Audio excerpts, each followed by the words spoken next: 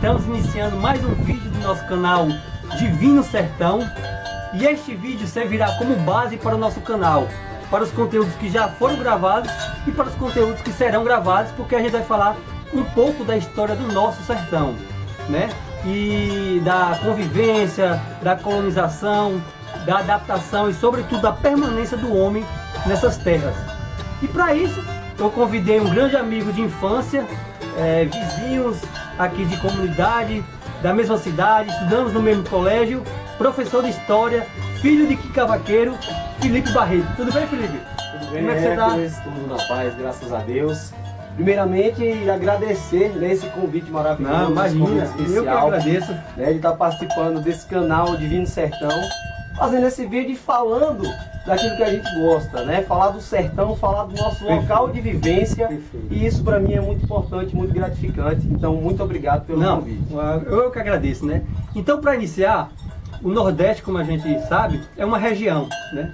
E essa região é dividida em outras regiões, isto é, em sub-regiões. A Zona da Mata, que é o mesmo litoral, o Agreste, que é uma área de transição, temos o Sertão e o Meio Norte. Vamos focar aqui no Sertão. Quais foram os pontos principais, os quais iniciaram a saída do homem do litoral para entrar no sertão, ou seja, essas entradas, como se deu isso, o porquê? Pronto, é interessante esse ponto de vista que você traz da divisão em sub-regiões. Sim, sim. O que é que acontece, Hércules? No início da colonização, o que foi que o colonizador considerou? Tudo aquilo que não era litoral representava sertão. Perfeito. Ou seja, não havia essa subdivisão ainda em Zona da Mata, Agreste, né, o Meio Norte e o próprio sertão. Tudo aquilo que não era litoral representava sertão para o colonizador. E o que acontece? A gente vai observar que o colonizador ele se sentiu muito acomodado no litoral, né? Sim. O litoral permitiu o desenvolvimento econômico. A gente sabe que teve o ciclo da extração do pau-brasil, né? Depois nós vamos ter o ciclo do açúcar, que é os grandes canaviais que se formam ali no nosso litoral. Perfeito. Então, para o colonizador, aquela região estava absolutamente perfeita para o que ele queria, proximidade com a metrópole, né? Todos os contatos ali mercantes. Então a gente vai observar que ele não tinha nenhum interesse em partir para o sertão, né? O sertão que representava até então uma zona de perigo, né? Uma área desconhecida, uma área árida, considerada pelos colonizadores uma área habitada por bárbaros, né? Sim. Que são os povos gentis que vão para o sertão com a chegada dos colonizadores, aqueles que não aceitaram, né, a colonização. São os nativos. Os nativos, eles migraram então para sertão adentro. Então eles consideravam o sertão, essa área inóspita, né? Uma área, como é que se diz?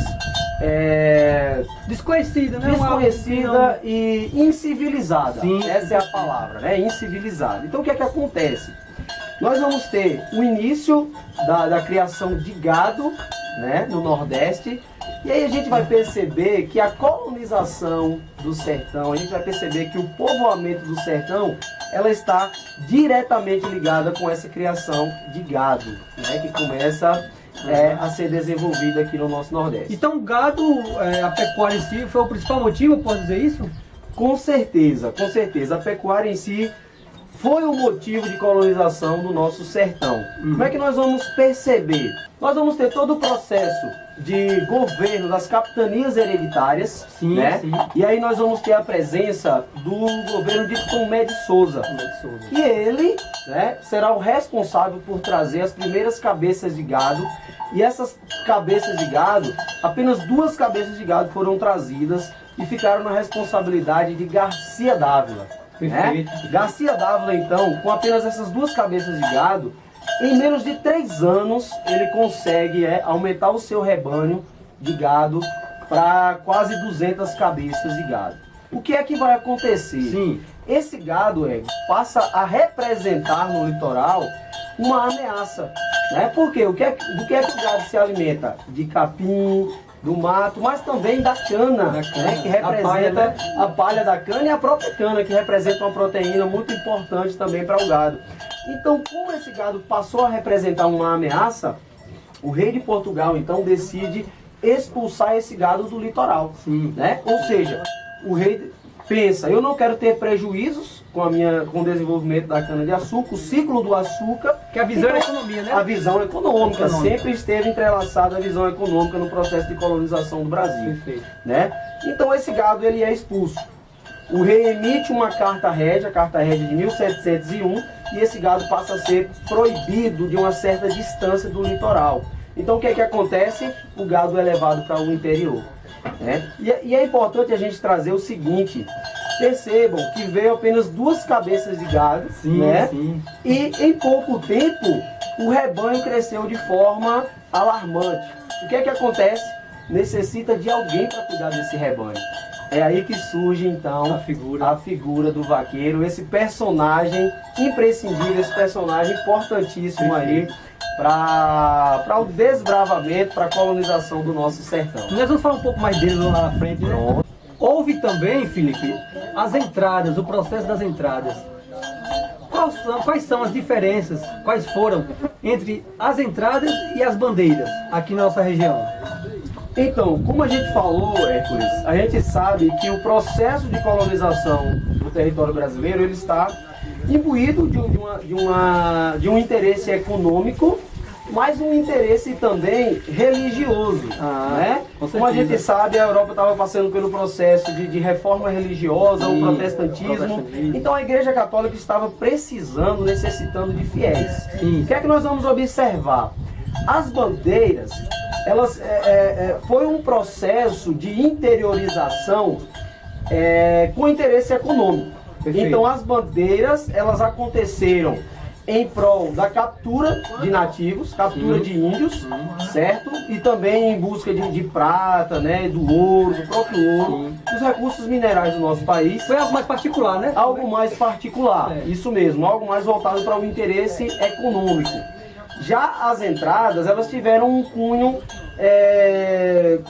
de povoamento, né? Um cunho de controle dos povos nativos. Então quem realizou as entradas foram os jesuítas, né? Os jesuítas tiveram então esse papel de adentrar o interior do Brasil para colonizar, para domar, digamos assim, né? Os termos utilizados por alguns historiadores, os povos nativos que ainda estavam dispersos, isso, os povos que ainda não tinham aceitado ali todo o processo de colonização. Né? Perfeito. Em relação, antigamente, geralmente as civilizações, né, alguma população surgiam próximo aos leitos dos rios. Né? E aqui nós temos o Rio São Francisco que corta uma boa parte do nosso sertão. Então, qual foi o papel do rio nessas entradas? Rapaz, o rio, nesse papel aí de colonização, nesse papel de povoamento do sertão, né, os rios eles foram imprescindíveis. A gente sabe que o sertão ele é marcado por esse problema natural, né? A seca. A seca assola o sertão, isso é fato, né? Então o que é que acontece? A gente costuma dizer que o sertão ele foi colonizado primeiro pelo gado e depois pelo vaqueiro, né? Porque o gado foi que seguiu os rumos, as margens dos rios, né? E aqui a gente traz a importância da presença dos rios perenes, né? Dos rios permanentes do nosso Nordeste, que permitiu essas entradas dos rebanhos. Né? Os rebanhos sempre à margem, porque necessitava da água e necessitava também dos campos abertos e da pastagem. Inclusive, o Rio São Francisco, que tem apelido de Velho Chico, foi conhecido também por muito tempo como o Rio dos Currais. Né? Rio dos Currais, porque as margens desse rio foram construídos vários currais. Esses currais deram origem depois algumas vilas, e essas vilas foram se transformando em cidades, né? E dessa forma a gente colonizando aí o sertão nordeste. Perfeito. Então o homem chega a essa região semiárida. Quais foram as dificuldades enfrentadas nessa chegada? As grandes dificuldades. Isso, então, como eu falei para você, né? O sertão era visto de uma forma incivilizada. De fato, né? Caatinga fechada, todo o mato, toda a questão climática também. Semiárido. Certo? Semiárido. Então, o sertanejo, né, na figura do vaqueiro, na figura dos outros que acompanharam. Eu já esses posso rebanhos. chamar o homem aí de sertanejo nessa chega? Já é um sertanejo?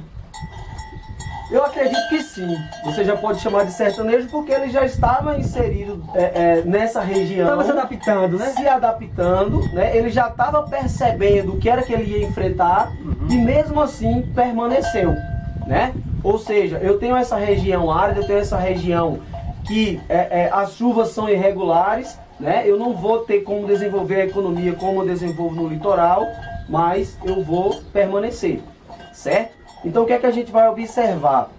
O vaqueiro, o sertanejo como um todo, ele vai se adaptando a essas intempéries, a essas questões climáticas, né? E vai construindo um modo de vida diferente daquele visto no litoral. Né? Então, diante de toda a dificuldade da produção do próprio alimento, né? Eles passaram a desenvolver a agricultura de subsistência, ou seja, aquela agricultura apenas para manter a sua própria família, e com a criação do gado. É importante lembrar, Hércules, que esse gado ele foi importante também para o litoral. Apesar de ter sido expulso, né? Essa carne do gado ela era levada para o litoral, para o abastecimento daquelas pessoas que estavam trabalhando lá na cana-de-açúcar. Força motriz também nos engenhos, né? Força sim, motriz. sim, com certeza. O gado era utilizado também como força motriz para os engenhos. Então a gente vai perceber o seguinte: enquanto no litoral a gente tinha o desenvolvimento do ciclo do açúcar, nós vamos ter ali em contrapartida o desenvolvimento no interior nordestino do ciclo do couro, né? É o que a gente pode chamar de ciclo do couro, porque o couro, cara, ele vai ser muito importante aí nesse processo. Na cultura do couro, né? A cultura do couro, o sertanejo, eles vão fazer a sua própria roupa, a sua própria veste. Aqui é um exemplo, né? O jaleco trazido pelos vaqueiros, a sua roupa de couro para proteger da caatinga, dos espinhos e todos os males que a caatinga oferece. O que é que nós vamos observar? Cama, tamboretes, a própria sandália, calçados, né, uma bota. Então nós vamos perceber que o couro ele foi realmente muito importante aí nesse sentido para o sertanejo, inclusive como forma de resistência, de manutenção e proteção do sertanejo. Luiz Gonzaga já dizia, né? Sanfona, chapéu e gibão é a figura desse meu sertão. Então isso retrata, isso é um ato político. Vestir isso aqui para não deixar perder essa tradição que eu acho.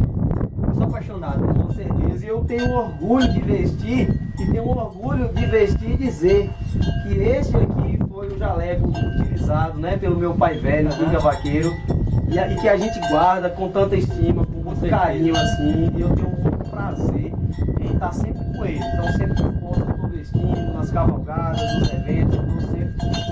Perfeito. Felipe, então foi nesse momento da cultura do couro que surge a figura do vaqueiro tradicional, que é esse de gibão, chapéu de couro, perneira. Isso, digamos que essa figura do vaqueiro, né, a criação desse traje de couro, ela está entrelaçada um pouco, levando em consideração aí a presença dos cavaleiros medievais. A gente sabe que a nossa história ela está relacionada muito com a história europeia, né? Nós fomos colonizados por europeus e, portanto, eles trouxeram muito da sua cultura também pra gente aqui. Então, não seria diferente com o vaqueiro, certo? Então, o vaqueiro, ele vai criar essa roupa como uma forma de proteção, da mesma forma que o cavaleiro medieval utilizava a sua armadura, certo?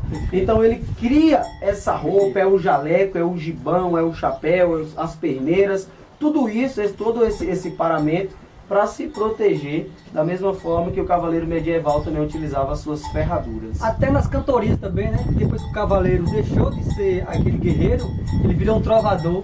E o vaqueiro também faz esse canto, esse aboio aqui na sua lida. Tem essa relação. Com certeza. O aboio ele é muito importante, né? É uma arte do vaqueiro. É a forma que ele utiliza para se comunicar com o animal. Representação.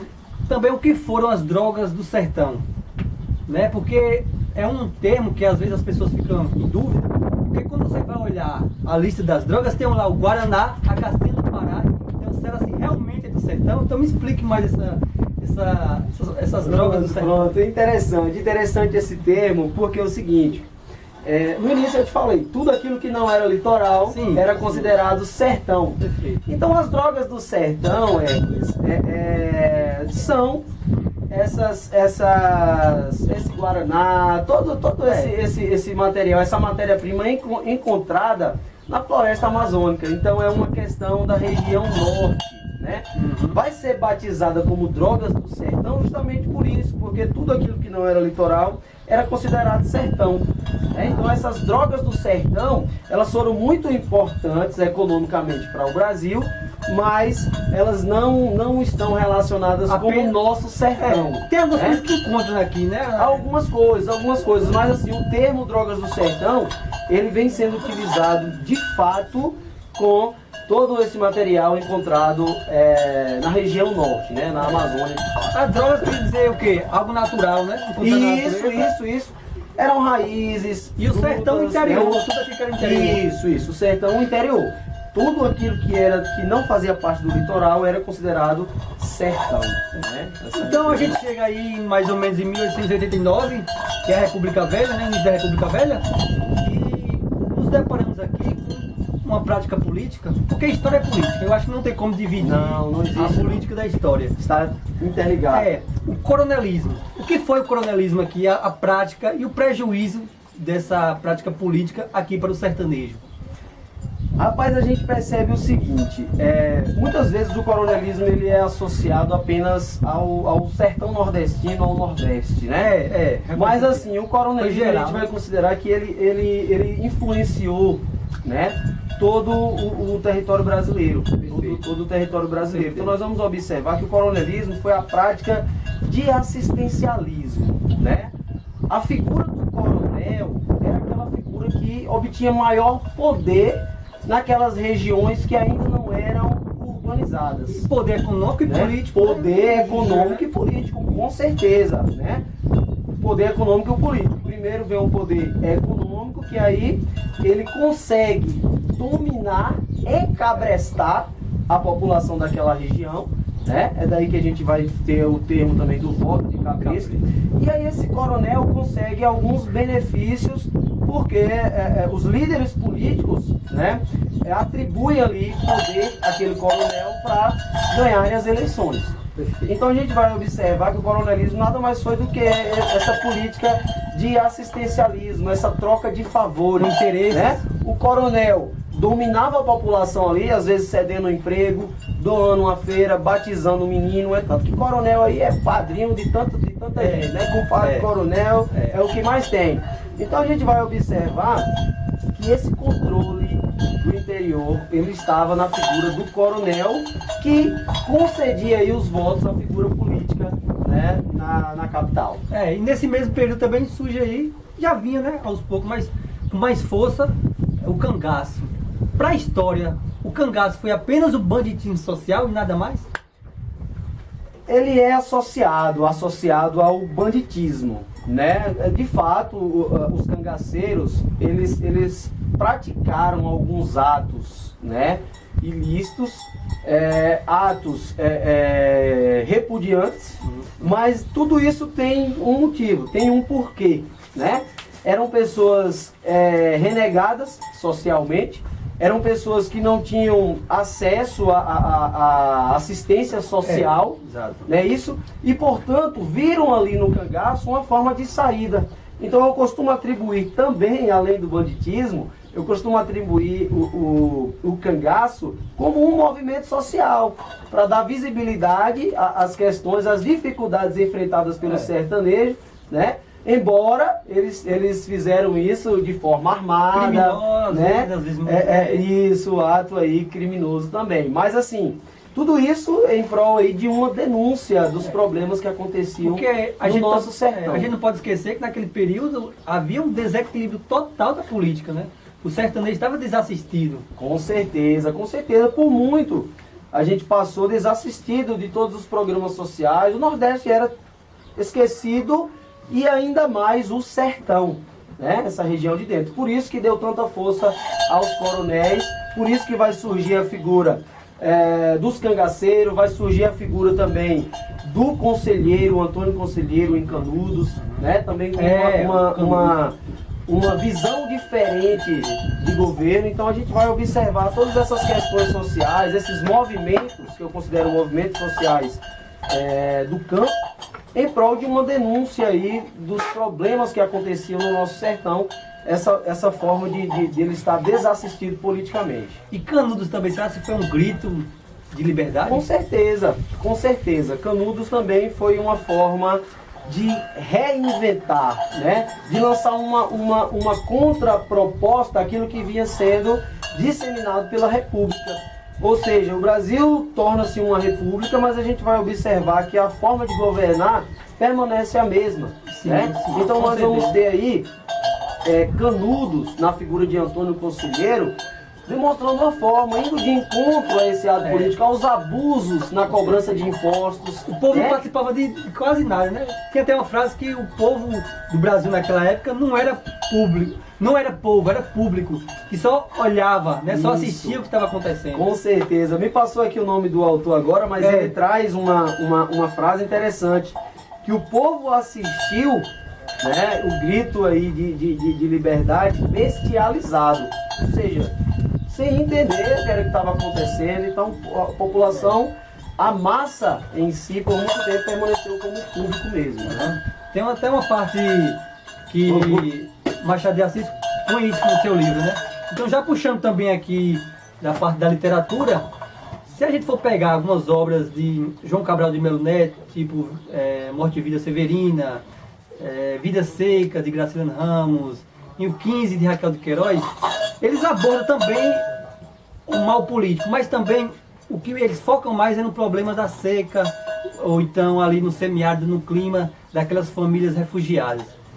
E quando a gente lê aquelas obras, o que fica marcado é apenas o semiárido, é apenas o castigo da natureza para o homem, né? Mas para você, qual foi o pior inimigo do sertanejo?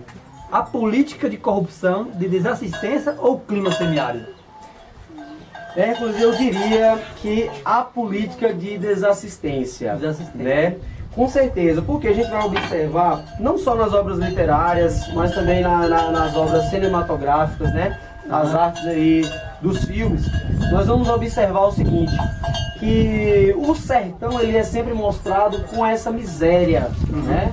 Com essa paisagem de desgraça, de seca. A mídia joga essa parte do sertão.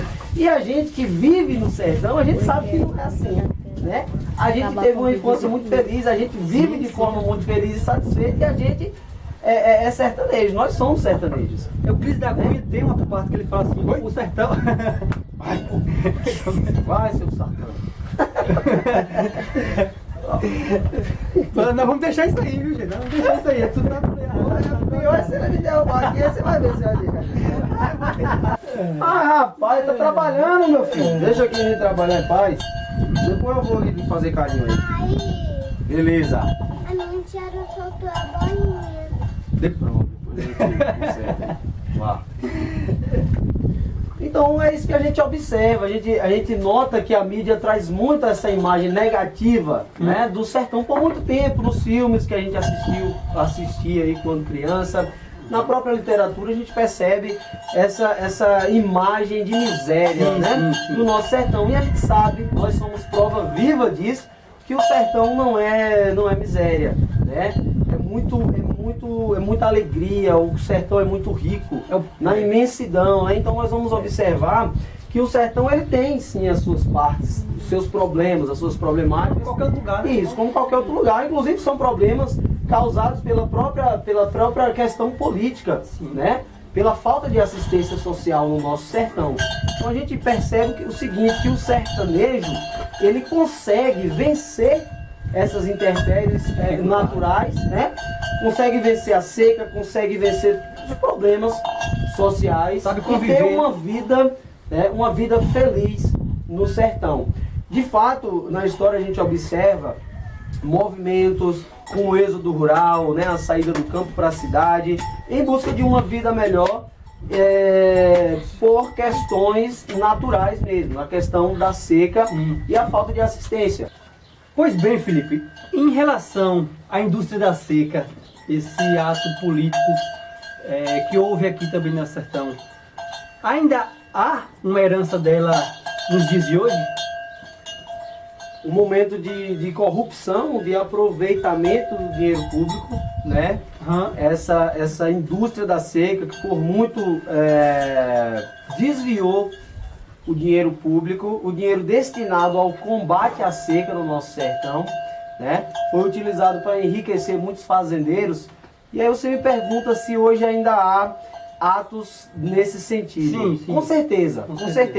A gente sabe que hoje existe uma fiscalização maior, né? Existem alguns portais que demonstram Uma fiscalização? o destino do dinheiro público, onde ele está sendo utilizado, né? Antigamente nós não tínhamos esse meio. Mas, mesmo assim, os políticos brasileiros, eles insistem nessa corrupção, insistem em utilizar o dinheiro público para um benefício próprio, né? Um exemplo muito recente, Hércules, e aí você também vai lembrar, foi o processo de transposição do nosso São Francisco. Né? Então houve muito desvio de dinheiro, houve muita lavagem de dinheiro. A gente sabe que é uma obra que, ao mesmo tempo que beneficiou, né, já entrou em vigor, está beneficiando parte norte do nosso Nordeste, ela também traz alguns problemas ambientais, né? Ao desvio aí do nosso amado Velho Chico, certo? Então, assim, existe sim a permanência dessa corrupção, desse desvio de dinheiro público, não só no Nordeste, né, mas em todo o Brasil, infelizmente, é uma cultura dos nossos políticos. Para você, qual é uma saída, uma alternativa para diminuir essa desassistência aqui no semiárido? Então, uma saída importante seria a mudança de todos os políticos, mas a gente não tem o poder de fazer isso, né? Então eu acredito muito na força dos movimentos, né? Movimentos sociais que lutam, que denunciam, que brigam por melhorias. Então isso seria muito importante, a manutenção. Eu tenho um amigo que ele fala sempre no processo revolucionário, e ele acredita muito na luta armada. Não seria o caso, né? Da luta armada, mas uma luta contínua, de voz, de grito, de denúncia, né? Voto, de fiscalização, isso. Eu acho que isso, com certeza, mudaria aí o futuro do nosso sertão. Já estamos chegando aqui ao fim, né, desse vídeo, dessa videoaula, desse bate-papo, como você queira aí chamar. E eu tenho uma pergunta que eu faço geralmente para os meus amigos, e eu vou fazer para você. O que é o sertão? Qual é o significado do sertão para você, Felipe? Então, depois de todo esse nosso bate-papo, esse diálogo aqui, eu acredito que o sertão ele é indecifrável, não tem um significado próprio, né? O sertão ele se formaliza nessa diversidade, certo? Seja nessa riqueza que a gente vive no sertão, seja na miséria mostrada na mídia, né, na literatura, seja na força do sertanejo, seja na fraqueza. Então a gente vai observar que o sertão ele é plural, ele é essa diversidade. Vanguardista também. Isso, e aí eu quero trazer pra gente aqui, para finalizar, um poema. Acho que resume muito. Fica à vontade. O sertão. E não só o sertão, é um poema que eu, inclusive, utilizei aqui na minha monografia, e a gente pode estar trazendo aqui só para finalizar. Ele vai trazer memórias, não só minhas, mas também suas.